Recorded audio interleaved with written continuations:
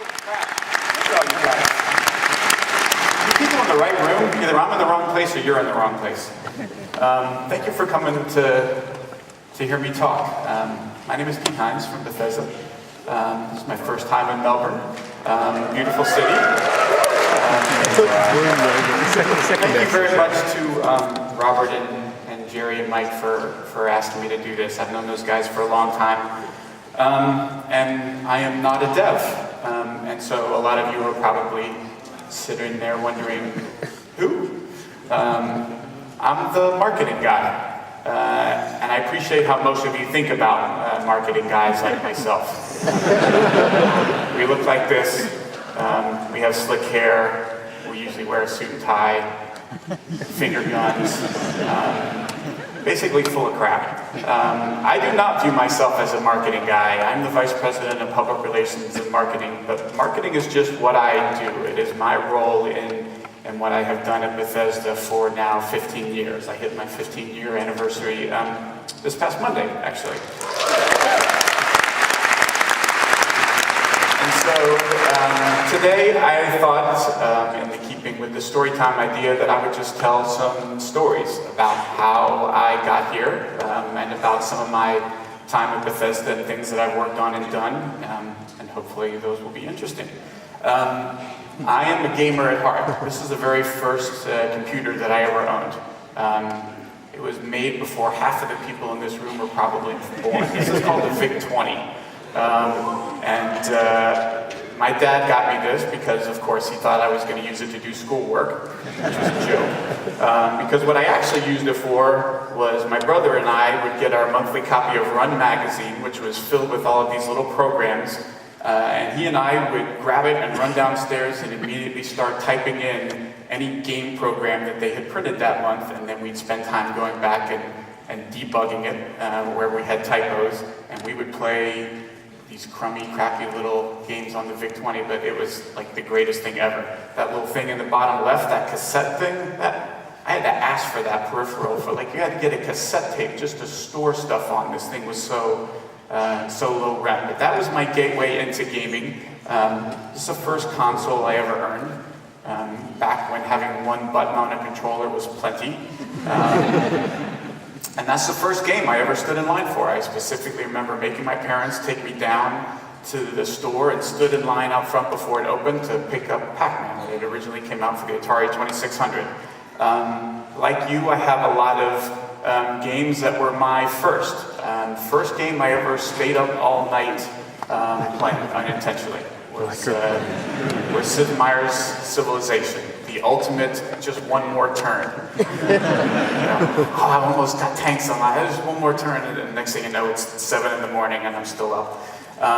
This is the game that made me realize that gaming could be an obsession.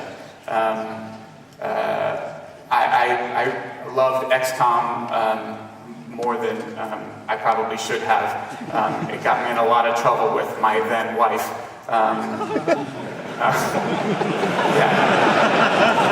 Then being the operative word. My very first series that I fell in love with and couldn't get enough of was the Gold Box Dungeons and Dragons stuff. I used to name all my characters after guys from The Hobbit or from Lord of the Rings. Aragorn was always my favorite character. Whenever I play a role-playing game, I'm Aragorn in every game I ever play. I'm the quasi ranger, melee, good guy. So a little bit about how I got here to Bethesda. And to give some perspective, I've had a lot of jobs along the way. I was a stocker in a grocery store for a while. I worked in a welding and safety supply company, stocking and packing boxes. I did something called real estate maintenance. If you don't know what that is, imagine getting dropped off in the middle of summer at a building like this with a jug of water, a mower that looked like that, and a can of gas, and being like, good luck, mow the whole thing, and we'll be back at 5 o'clock to pick you up. Or we'd have these real estate companies that would be trying to sell properties, and so we'd show up to something that looked like this, and they'd be like, hey, it's only 110 out, like, why don't you put on some long sleeves and make it look like this?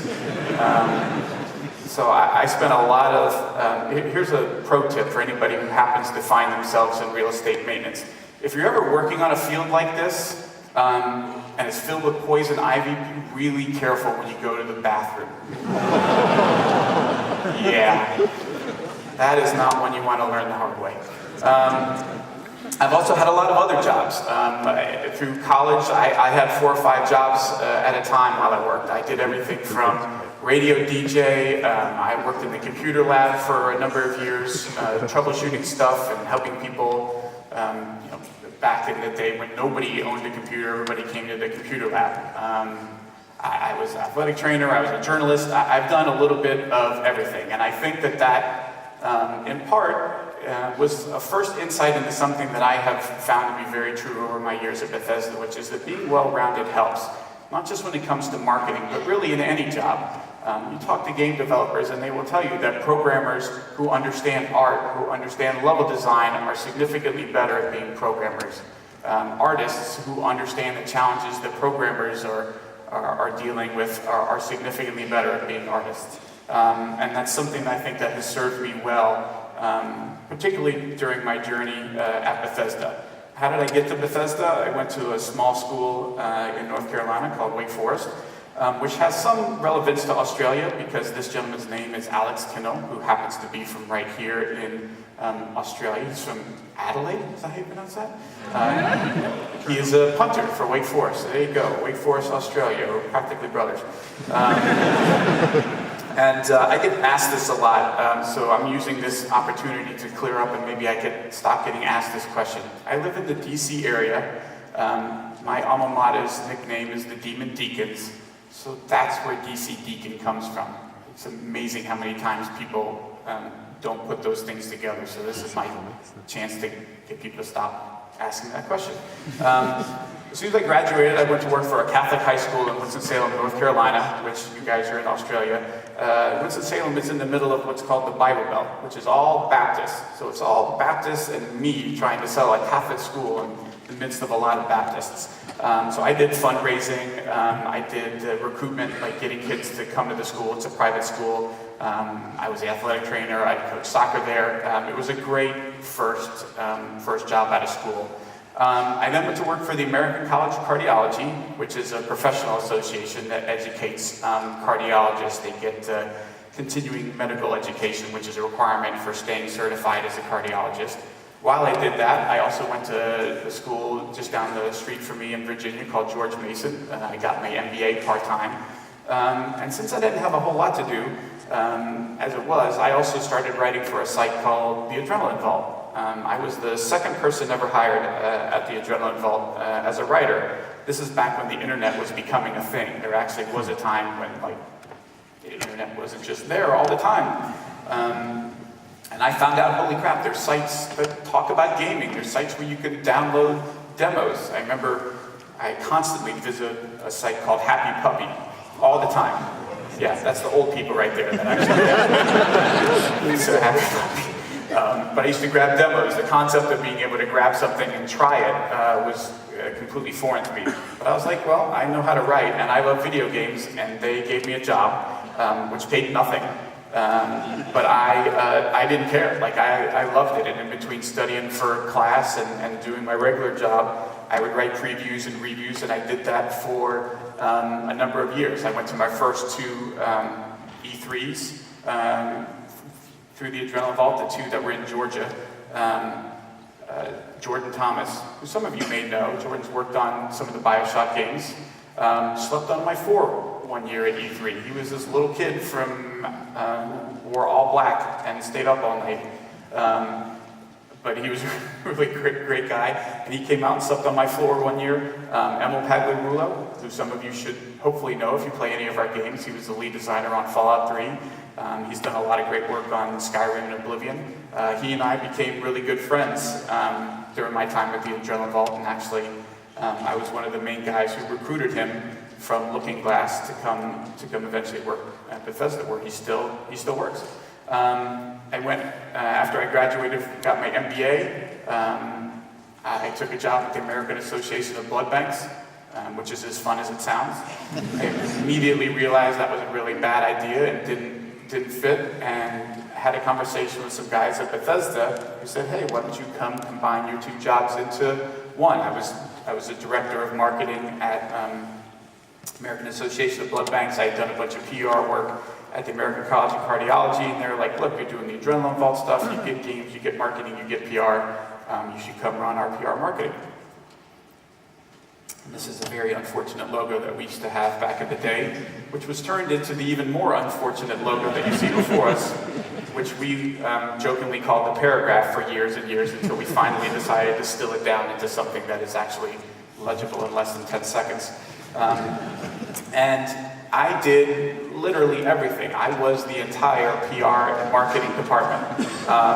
So I did PR and marketing, I QA'd things, I wrote game pitches, I wrote game manuals, I did strategy guides and demos and interviews, and yes, probably most important, I was just the meat shield for anything dumb that we did. And that's still the case. That's still my favorite job, is taking abuse from unhappy people. It's fun. So yeah, I was a one-man band. And this is the depth and breadth of the global reach of Bethesda when I started. There were probably, I don't know, 15 of us, maybe, in Rockville, between the dev guys that were there, Todd Howard and his team, the president, myself, one artist, a handful of other people. We had a studio in Olympia, Washington that was working on drag racing games, and that was it. This is what we look like now.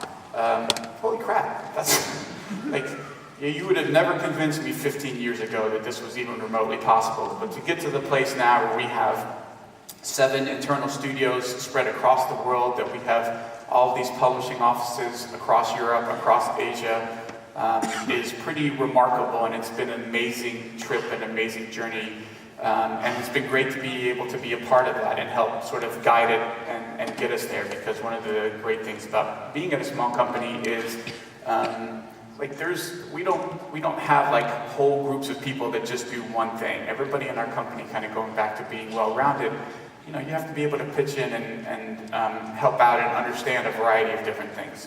I want to talk really briefly about this particular office we opened up in Sydney, Australia, not that long ago, which was A, really important for us, and B, really cool. And I don't say this in an ass-kissing way, but Australia has always been a great market for us. I think you guys have gotten the kind of games that we do for years and years and years. We go to events and see all the cool cosplay stuff and how excited Australians get about the game. Our office in Sydney arranged the first ever game demo in the Sydney Opera House. This was back for Rage. This was actually before it was our Sydney office. So Tim Willits came down and was the first guy ever to do a video game thing in the Sydney Opera House. That's pretty cool. This is where our office is. It's in Manly, just outside of Sydney. Simon Alty, who's the head of our office, I regularly give crap because his office is way nicer than anybody else in the world. Like, holy crap, dude, Manly Beach, and look at like that's his view every day. I get to look at like a hotel building in I-270 every day, and he gets to look at this. Like, I got screwed. But as part of Australia being important, one of the things I wanted to sidebar into briefly is we just announced this today, which is we're doing a free-to-play game called Battlecry. It's a very cool sort of visceral online action combat game. And we just announced today that we're going to do the beta test here in Australia and New Zealand first, starting early next year. We started taking sign-ups for that beta.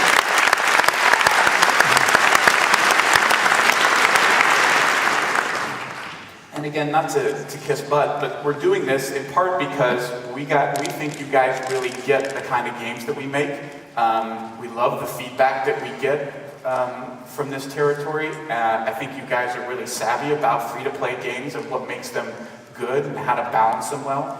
And so we're going to spend a lot of time in this territory specifically going through all of that with you guys and having you help participate in making Battlecry a great game. Tell us what works, tell us what classes are fun, which aren't. So here at PAX, we have two 8v8 setups over in the booth. Everybody that comes by can pick up a Battlecry pin. We've also got sign-ups for the beta there. If you win your 8v8 competition, we've got some really cool t-shirts that we're giving away. And the Battlecry guys are also giving a panel tomorrow at 2 in the Wombat Theater. And everybody who comes to that not only gets a shirt, but also gets actually no, not the shirt, they get the exclusive priority access card. So we're giving out some special cards to folks who play the game that is basically a jump to the front of the beta test line. So if you want to not only test it, but be amongst the very first in the world to test it, come by the panel and come by the booth. Okay, so back to Bethesda. One of the cool things about being small is that you get to kind of define, like, who are we? Like, how do we approach making games? How do we think about stuff? Who do we want to be, and how are we different from everybody else? I made up the Bethesda way. It doesn't actually mean anything other than the things that define how we conduct ourselves. I stole this from Todd Howard. He's very fond of talking about, I think it's a great way to put it, a low asshole quotient. And that is because people are a critical part of the process, that things are going to go badly, things are going to go wrong. And when you're working with people that you genuinely like and trust, it is stunning how much easier that stuff is to deal with than you're working with the most talented person in the world who you cannot stand. So that's a very important one. Developer-led and game-focused. Seems simple, like it should always be about the game, that's where you should start. It's amazing how often that is not in fact the case. I don't claim to be perfect, I don't think Bethesda is perfect, but I do think that we try and approach things the right way. We come from being a very mom and pop shop operation. We had a warehouse downstairs when I first got to Bethesda that was run by Josh, who was a former military guy, who had 2 ferrets down there. I just remember Josh and his 2 ferrets. And when they would finish a game like Redguard, they would send off the disk for replication and all the materials, and it would all come back to the office and go downstairs. And the developers would go downstairs, and they would stick CDs in the cardboard trays with manuals. If you played Redguard, anybody play Redguard? Yeah, that reflects the sales roughly right there.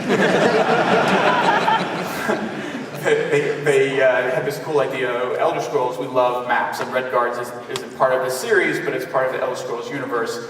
And they had these maps, and they wanted to have like cool burned edges. So they actually took the maps into the warehouse with a torch and just went around and scorched the edges, which it turns out is a horrible idea. Because guess what happens when you take scorched maps and you fold them up and stick them in a box? Yeah, the rest of the ash goes all over the inside of the box, and people open up their game, and it's like opening up the chimney flue. Like, but like, we come from a very, like, Bethesda was just a developer, and they became a publisher just to publish their own stuff. Like, we were game makers first and foremost, and we sort of grew into the publisher part of it out of the developer part, but it has to be about, like, the devs and the thing they're making, and how do we take that and make it bigger and better. And to that end, we try and talk about the game the way the devs would want us to. And again, this seems like the simplest thing in the world, but it's amazing how often I talk to other developers who talk about the fact that they saw trailers and saw boxes and stuff when the public saw them. Like, they never had any idea what the marketing team was doing, and then they would cringe at it because they were like, well, that's not how I want to talk about it, or that's not what's important or cool about our game. So, I try very hard to make sure we don't make those same kind of mistakes. Marketing, PR, community, it's all the same thing. For me, again, it's just, you're talking about what the game is about to a target audience, and doing it in a way that is genuine. Whether it's marketing and you're paying to put a commercial on television, or you're showing a demo to the press, or you're at a thing here like PAX and letting people play the game, it's all just different sides of the same coin. We like to be very consistent all the way across.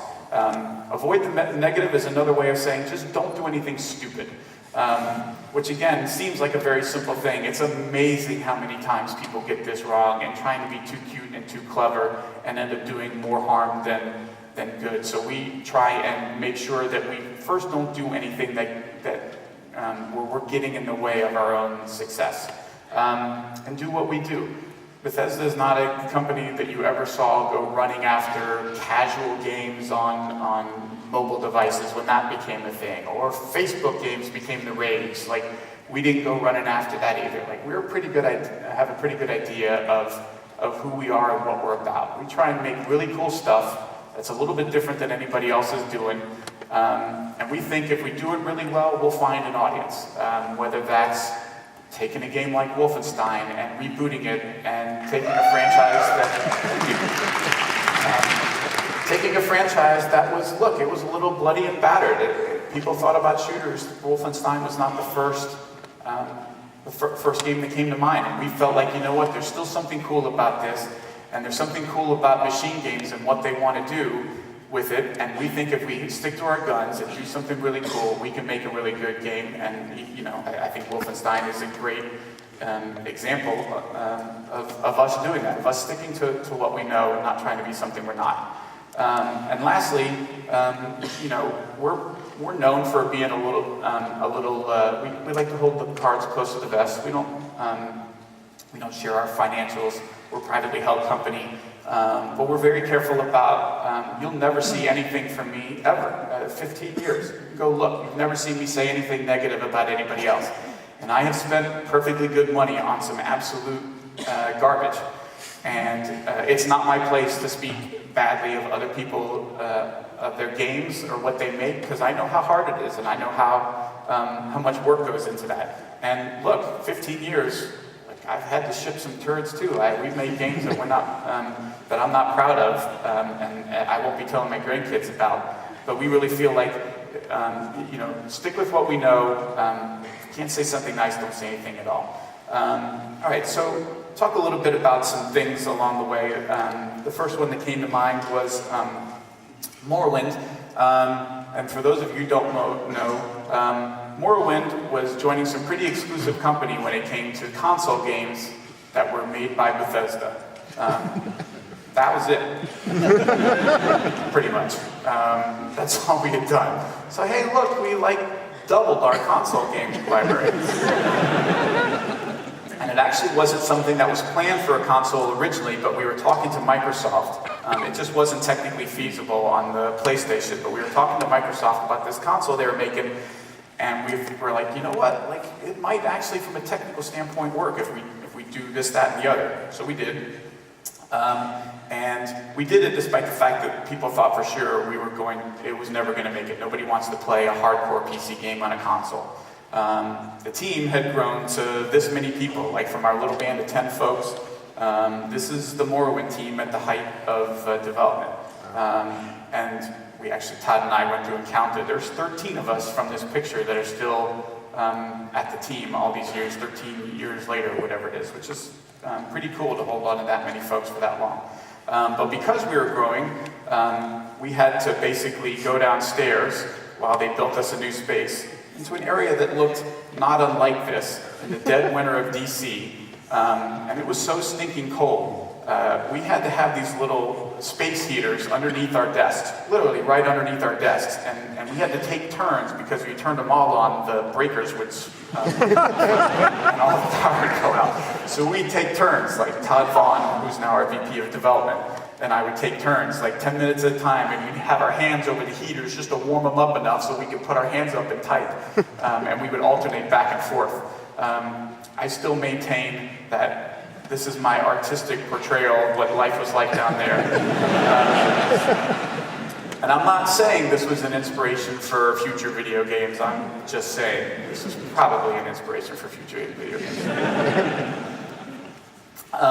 One of my boss calls this the most profitable product Bethesda ever published. This was the strategy guide for Morrowind that was written by a gentleman named Peter Olofsson. But it's really the story of me and my dog. This was my dog Deacon. He's no longer with us, but he was an awesome dog. me and Deacon and a place that served pancakes. So we're in the middle of Morrowind, and I'm doing all of the PR and marketing and community and everything there is to do, and we have to get this strategy guide done. It's being printed by some guys that are all the way down in Richmond, which is about 2 hours south.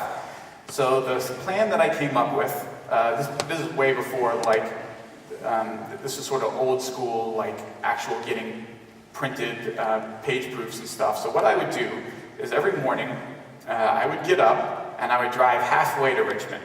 So this is roughly how far it is. And because we're in Australia, there you go. There's my Melbourne equivalent of what my drive was like every day.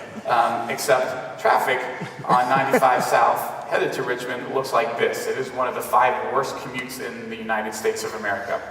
So every morning, I would get up with my dog and drive to a Cracker Barrel, which is known for its pancakes, down in Fredericksburg, Virginia, and I would drop off page proofs that we had worked on the night before. So I'd be at work until about 3 o'clock in the morning.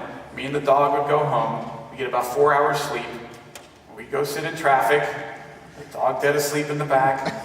We'd pick up page proofs. We'd go back to work. We'd work on them all day, taking screenshots and editing and making fixes and making corrections, and then drive back down. And you know, 4 hours sleep. My dog spent 3 weeks with me, I think, in the office, just because like I was never home, and I mean, I have really fond memories of me and that dog grinding it out and getting this strategy guide done. And for me, it really just speaks to, like, that wasn't what I was hired to do, but it was work that had to get done, and we were a small team, and it was like, look, we need anybody to pitch in and do anything they can to help make this a success and help us do what we need to. So, like, who's going to write the manual? And Todd was like, Pete, you write the manual. Like, okay, like, why not? I'm not doing anything else. I got time from 2:45 to 3 in the morning. So, for me, it really kind of highlights these, like, pitch in, help out, do whatever you can. Oblivion obviously was another big step for us in terms of bringing the game to the next gen consoles. Oblivion taught me a lot about ratings. And ratings in terms of everybody, you know, there's ratings here in Australia, which I'm very pleased now. They have an 18 plus. They treat all of you like grown-ups now and not kids. But back then they did not. It was only MA 15 plus, which is different than PEGI 16, which is different than you know, ESRB teen, and all of these different ratings agencies all over the world. Some of them don't like the movies, and they get very upset at anything having to do with nudity. Some of them don't like the blood and the combat, and some of them don't like the drug references. God forbid we get the youth of Australia hooked on skooma. So it was a really interesting challenge going through with all of these different ratings agencies and just trying to sort of talk them through the game and the context. I had an actual conversation with another adult human being at a ratings agency where they were like, well, we found this severed head in the game, and it's kind of really gross and disturbing, and like, we hadn't seen this before. And I was like, yeah, but I sent you a picture of a severed head, and mine had a big gash through the middle of it. Like, my severed head is way worse than the severed head. Like, that's a real conversation I had with somebody. The severed head picture I sent you is way worse than the one you sent me. Like, what? And eventually we got through it. You know, the big wrinkle for us was in the United States right before E3, the ESRB in the United States decided to re-rate the game and re-rate it from teen to M, which is an experience I hope I will never have to go through again, and having product all over the country that you have to re-sticker and pull off shelves and do all this stuff. Like, but it, you know, it did highlight the importance of this ratings process and the differences culturally.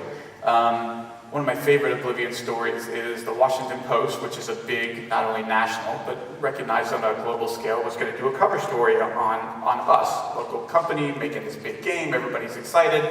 They came and visit. They took a bunch of pictures. And I like to tell this story from Todd's perspective. He said, I wake up in the morning and I walk downstairs and my wife is in the kitchen and she throws the paper at me and says, way to go, dumbass. because the picture on the front page of the Washington Post was that.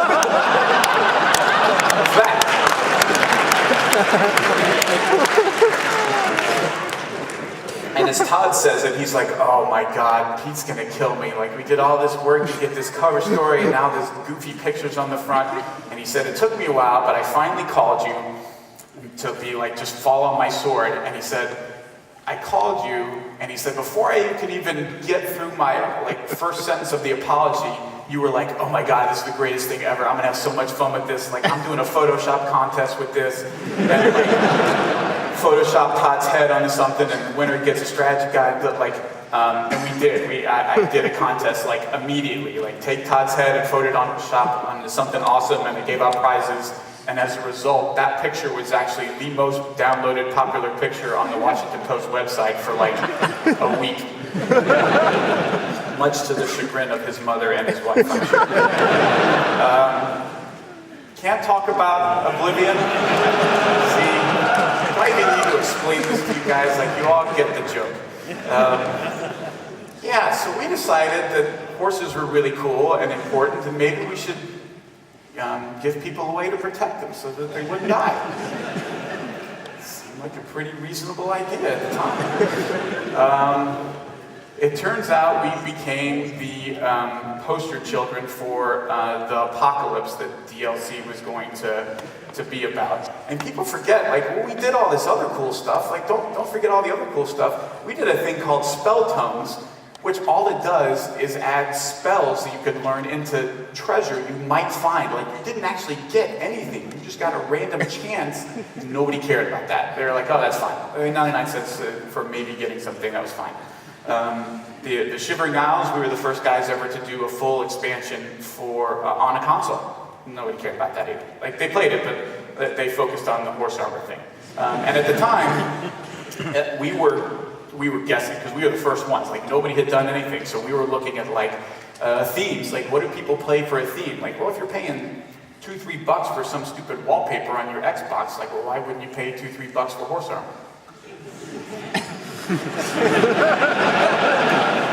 My bad. But the plus side is, because we're very funny and we can be self-effacing, this led to the greatest April Fool's joke of all time. And the April Fool's joke was that all Oblivion DLC was going to be half price, except for horse armor.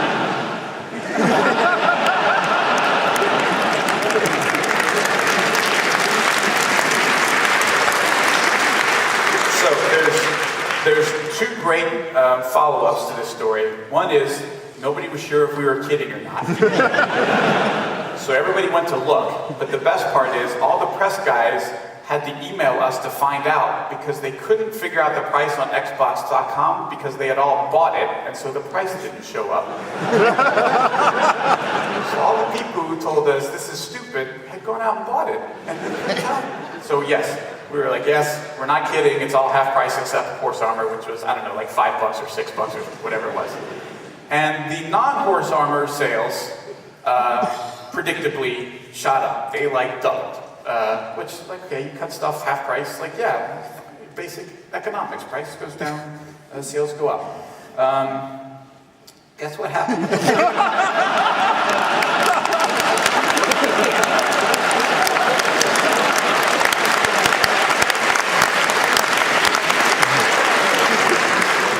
So we actually then felt guilty about our... No, the whole joke was that it was twice and nobody's supposed to buy it. Like, wait, what?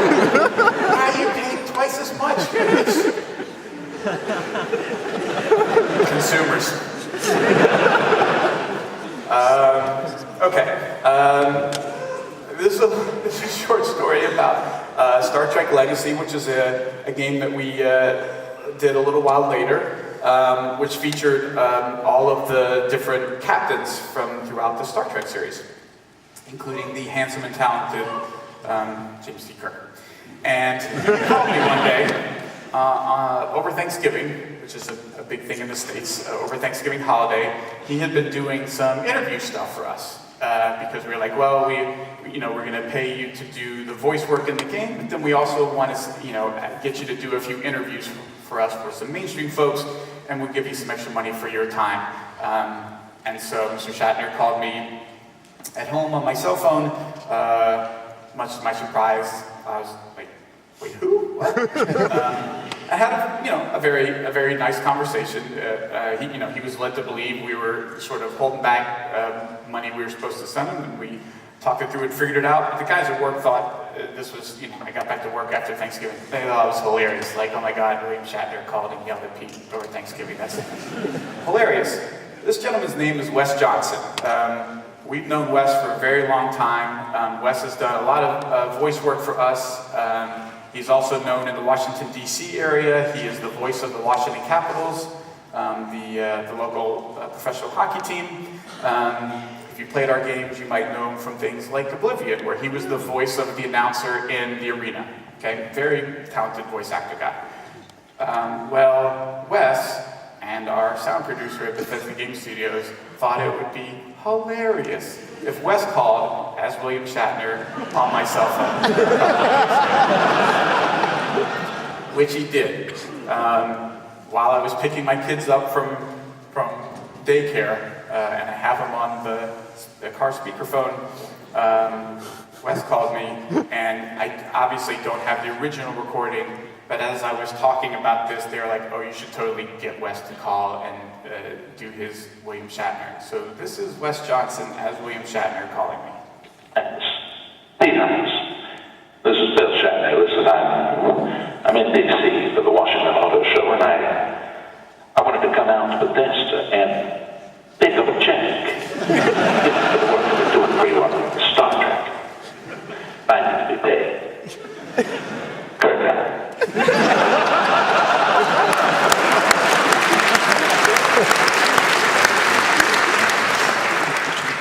So I actually, having been yelled at by the real William Shatner a few days before, my crap detector went off fairly early on this, and I think it was when Wes in the real phone call dropped the F-bomb, and I was like, hey, wait, I have my kids in the car, and they're listening to this.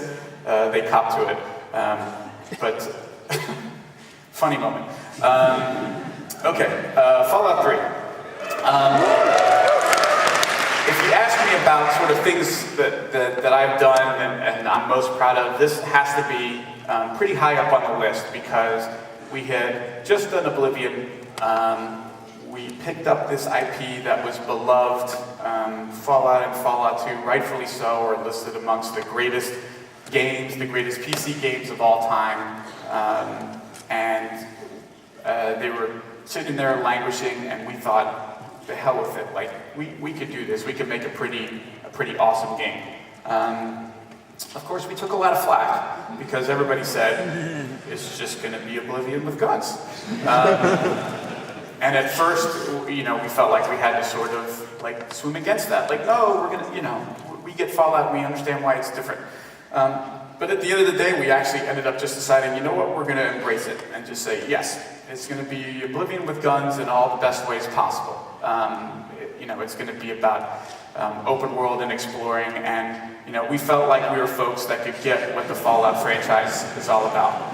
This is a cake that I had made. We did a press event, and I was like, I'm gonna do a bloody mess cake because I just think that would be hilarious. So we got this really well-known cake maker in Baltimore to make an actual cake, actual edible cake, out of the bloody mess perk. The best part of this is the next morning after the press event, Todd is helping me load this into the car, and we get into the elevator, and we're carrying this thing down, the two of us, and we stop on a floor, and this lovely 70-year-old elderly couple steps onto the elevator. And I wish I had a picture of their faces. They stepped onto the elevator and saw these two young men holding this horrific cake, trying to figure out what in the hell is going on. It was great. This is the first time we ever attended PAX, PAX Prime, and we went a little nuts. Folks were kind of doing their booths, but we did this whole two-sided booth thing where we had one side of it was all clean and pristine, and you had the family, and it's all happy. We had this tricked out custom Airstream, and on the inside of it we tricked it out. We put a big plasma TV, but we trimmed it, and we would allow folks to come in to play the game. We had a little fridge you see down there. We had Nuka-Cola made, and folks would come in and have a Nuka-Cola, sit in the trailer, play the game. We really felt like PAX was the perfect audience for us to kind of connect with this kind of thing. And then the other side of the booth was all burned and bombed out, and like the sign is all destroyed, and half the lights don't work, all the mannequins are burnt up. But it was a great way for us to sort of start to appreciate what a PAX audience is like and how it's different and how things that you might do at other shows don't really work for PAX, or how you can push things a little bit and folks like yourselves will really get it and get what we're trying to do. We had worked with Jerry and Mike on a comic. I had pitched them on this a while before we started, and I was like, I really want you guys to do like a Fallout comic. And they were like, well, what do you want it to be about? Like what? And I was like, I don't care. Like, you guys just figure it out. Like, do whatever you want. Like, you have open license, make up your own thing. And they came up with this brilliant story of Vault 77, which is one man and a crate of puppets. And they did this great series of strips telling the whole story of this guy's adventure. And we dovetailed that into creating the actual puppets for PAX that we handed out to folks. I have a signed version of this poster by Jerry and Mike hanging above my desk. It's one of my prized possessions. We did other stuff, like we did a Viewmaster. Is anybody in here old enough to remember Viewmaster? So we did a Viewmaster. It's just a Viewmaster with screenshots, but from Fallout 3. But we called it the SimTech 1000. It was like, this is like the first wave of new technology. That was where the Fault Dweller Survival Guide came from. And it ended up just being an amazing show for us, and really kind of took Fallout 3 to a wider audience because of the folks at PAX, because we could do things like puppets, and people would get it and embrace it and think, oh my God, I would do anything to get my hands on a Viewmaster, which is not a thing you usually hear at game shows. Yeah, it turned out great.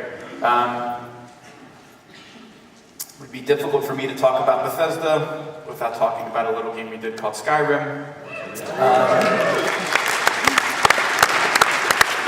The two things I take away from Skyrim were, number one, much like with Morrowind way back when we did it for the Xbox, and everybody told us, like, there's no way people are going to get this like PC kind of role-playing game on a console. Console players aren't savvy enough to get that. Like, they like shooters, they like action games, they like platformers. They're never going to get it, and we proved them wrong. With Skyrim, we announced a release date. Todd loved this idea of 11/11/11 as a release date, and everybody else told us, you're nuts. Like, there's no way you can go against Call of Duty. A role-playing game in that kind of window, you're going to get killed by all these established franchises, and you have, it's going to end up hurting your sales a lot. And over 20 million copies later, they can all bite me.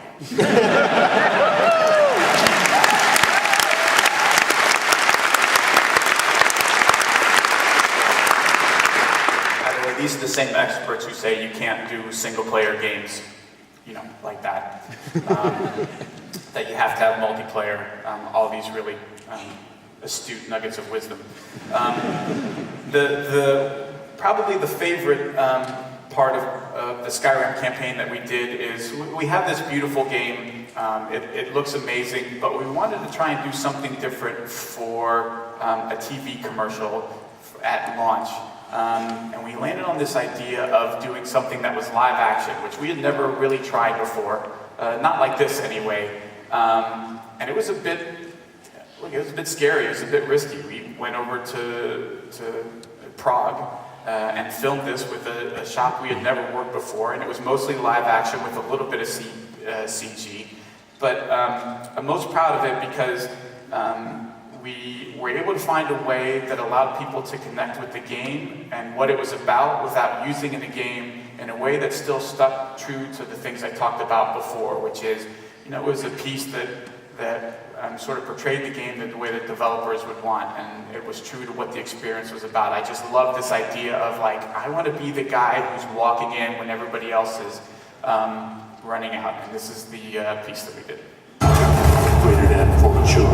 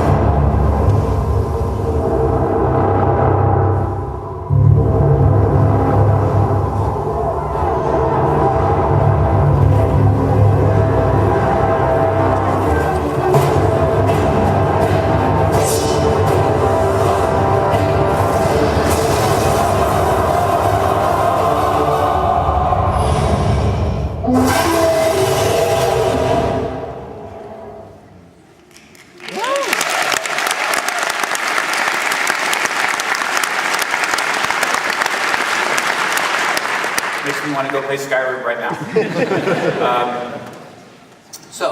The last game I thought I would touch on briefly was a game called Dishonored. And this is a bit unique for a couple of reasons, because I mentioned before machine games and working on Wolfenstein, but that was a little different because you're talking about guys that have worked together, but they were at a previous studio, and so they were all sort of coming together and bringing in new folks and sort of figuring things out for the first time. Arcane, on the other hand, has been around for a while, and they had a lot of experience making games, but hadn't really ever gotten the chance to be untethered, to be able to come up with something that they really wanted to make and then take it all the way. And that's what Dishonored was. Dishonored is actually started many years ago, back when we were sitting in the freezing cold basement by the loading doors.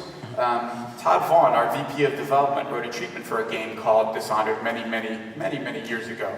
And it just sort of sat there for years and years and years. And as we were talking to Rolf and Harvey about what they wanted to make, Todd mentioned this to them and had them take a look at it, and they really liked it.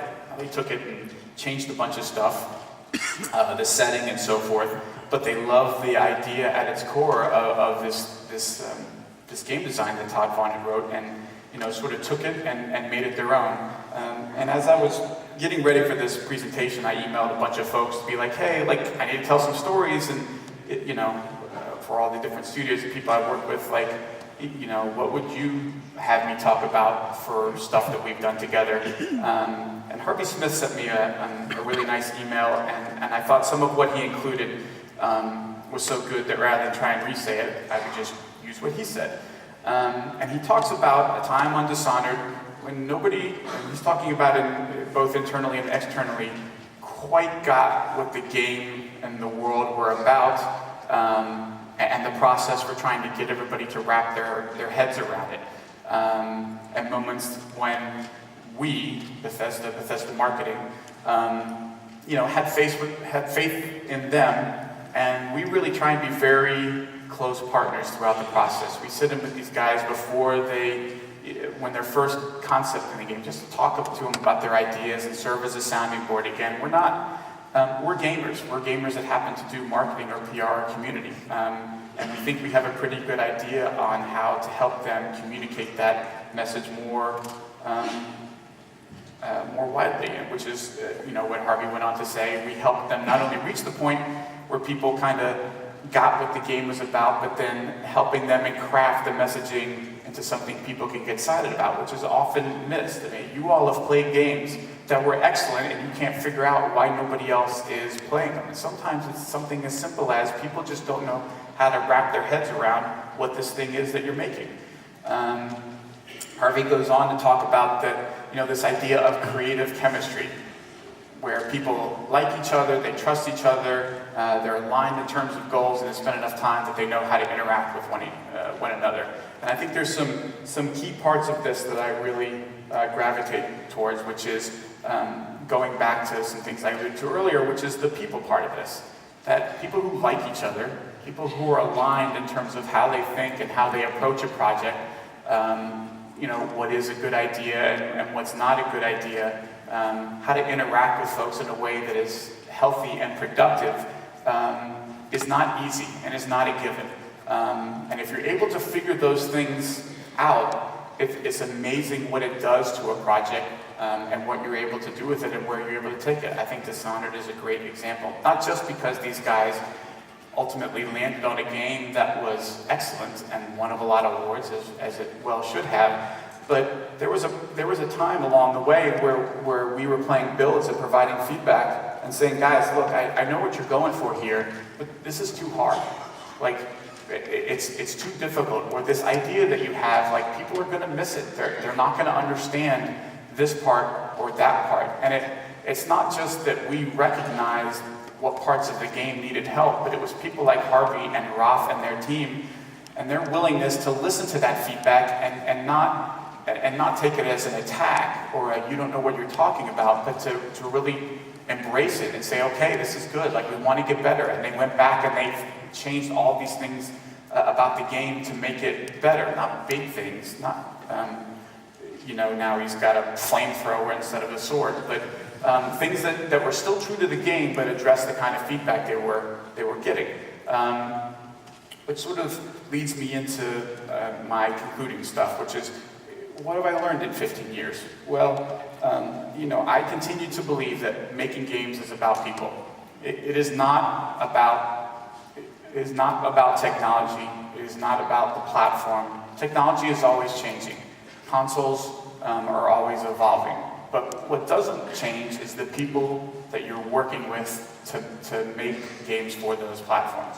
Obviously, if you're lucky enough to be and I say lucky loosely, but if you're a one-man studio making some indie project and doing everything yourself, okay, well, maybe this doesn't apply to you. But for the vast majority of people who are having to collaborate and work together, this is crucially important. Your ability to not just be a good artist or a programmer or a marketing person or whatever, but to interact with other people and to do it in a way that's positive.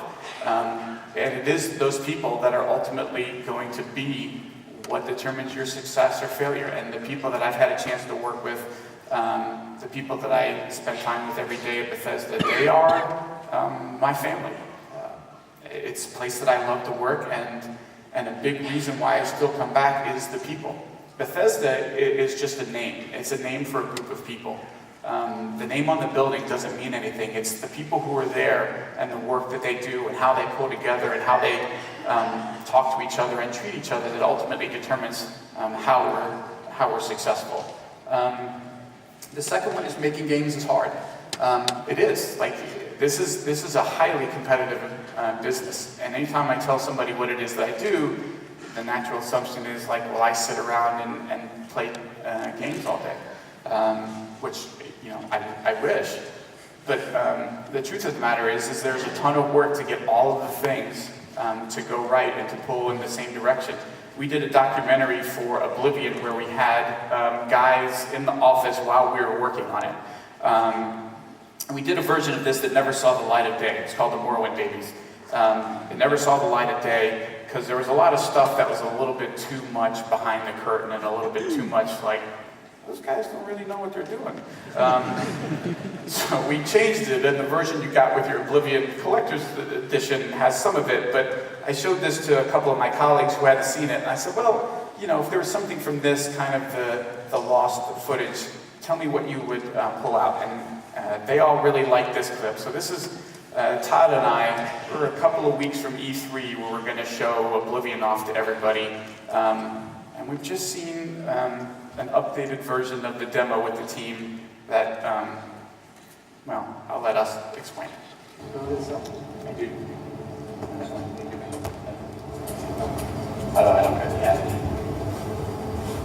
Well, you weren't here last week. It was a disaster last week. So it was less disaster. Imagine this week, but it was uglier and it crashed every minute. I gotta keep it cool in front of the other guys in the meeting. Let's focus on what we need to do. But, hey, this is a bunch of suck. Just keep envisioning people seeing the trailer like, wow, that looks really sweet. Like, can't wait to see that. And then they come in, Did I walk in the wrong room? What game is this you're showing? Hey, remember the trailer when it crashed? How come you didn't record that? That was cool. Sell sheet. Did that, and do that, and do that. Call about your phone for your... I did. I'm done with your call. Peace. I look so young in that video. It makes me sad. And the last thing is that making games is ultimately supposed to be fun. And if you're not having fun, you're probably not doing it right. That it is a lot of hard work, but you have to remember to have fun along the way. Every year, we do a kind of unique thing at Bethesda. We get all of our studios together, and we do a big showcase where all of the studios talk about what it is they're making, whether it's announced or not. And everybody in the company gets to see it. And alongside of that, we also do a company video with skits and stuff. And my department had the idea to do a skit. I don't know if anybody's seen the movie Glenn Ross, but Alec Baldwin has this epic meltdown talk with the sales team that they asked me if I would, that we could riff off of, and we made this video, which I thought you might enjoy.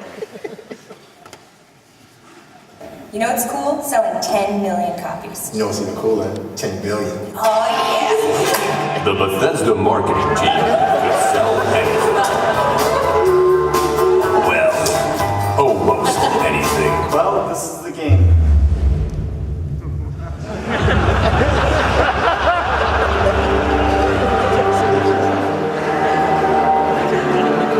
Let's talk about something important, folks.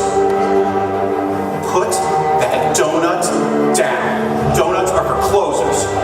What's your handle? You, that's my name. You show these on the floor, you'd be better off with swastikas. I can go out there and sell 15 million copies tonight in 2 hours. We have 0 fans of this game. Everything is riding on this show. Dick in a jam. Just let it out. It's too late. Get mad, you sons of bitches, get mad. What happens when the unsellable You know what it takes to sell a game? has a ship date? Coming hopefully never. Correct.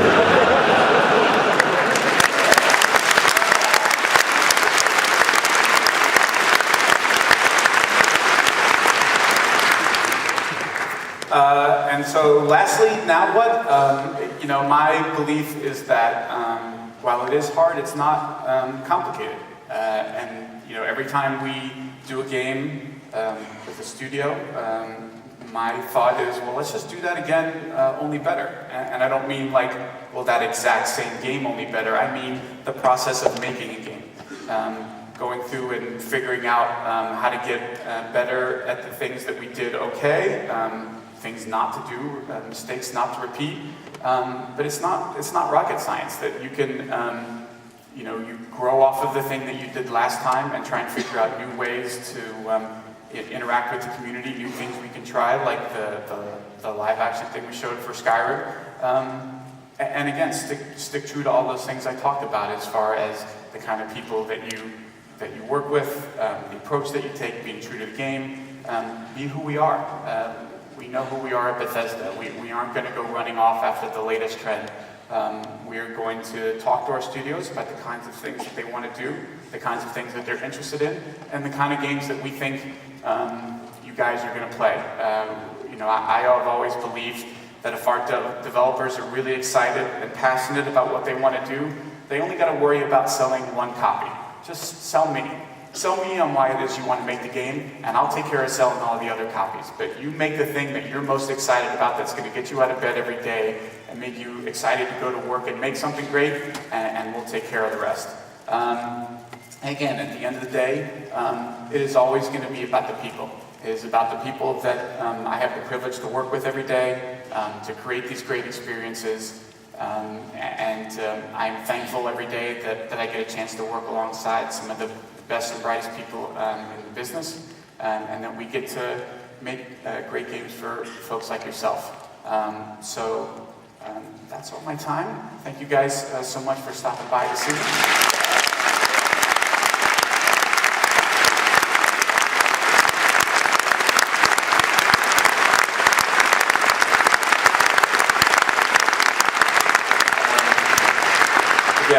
It's a privilege to be here at PAX. I hope all of you have a great show. I hope you make some time to come by and see us at the Battlecry booth or at some of the panels that they're doing or that I'm doing. And we'll see you then. Thank you.